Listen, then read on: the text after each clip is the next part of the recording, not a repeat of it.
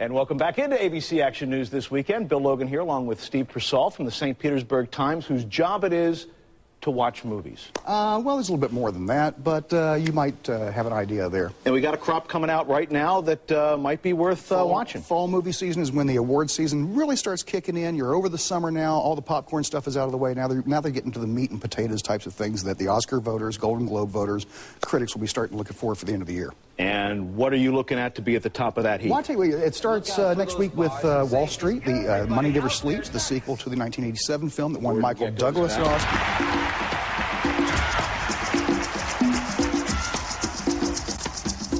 Gecko was one of the biggest names on Wall Street before he went. So when you have Oliver Stone behind a movie, when you have a cast that includes a former Oscar winner in that role, that automatically is going to get some voters. Now, whether it's going to be a good movie or not, I'm not sure. It's easy to get in. It's hard to get out.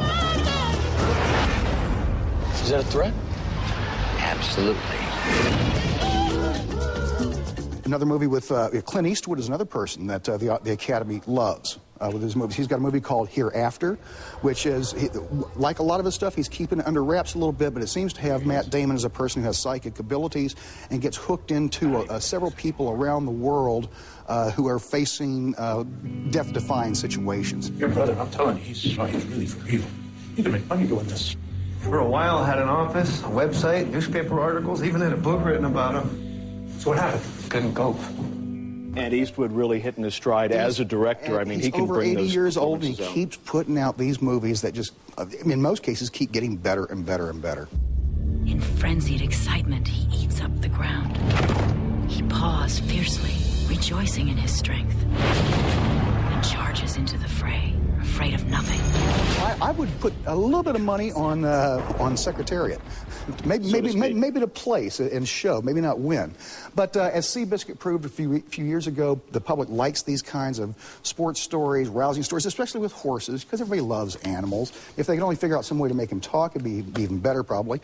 But Diane Lane plays Penny Tweedy, who was the owner of Secretariat, a woman breaking into a traditionally all-male type of situation. So you always have that blind side type of angle, too, with the female empowerment in a male-dominated sports world type of thing. I need a good trainer just to get things stabilized. You need a Lucian Lauren. Dresses like Superfly.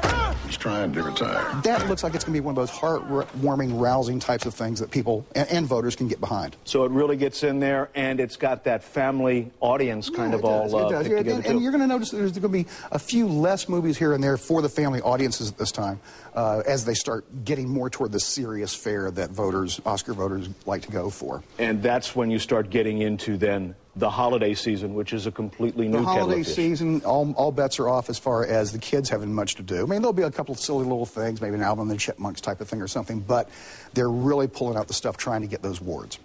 Okay. All right. Thanks very much. My pleasure. And thank you, Bill. Well, Nike's flagship store in New York City was closed on Saturday.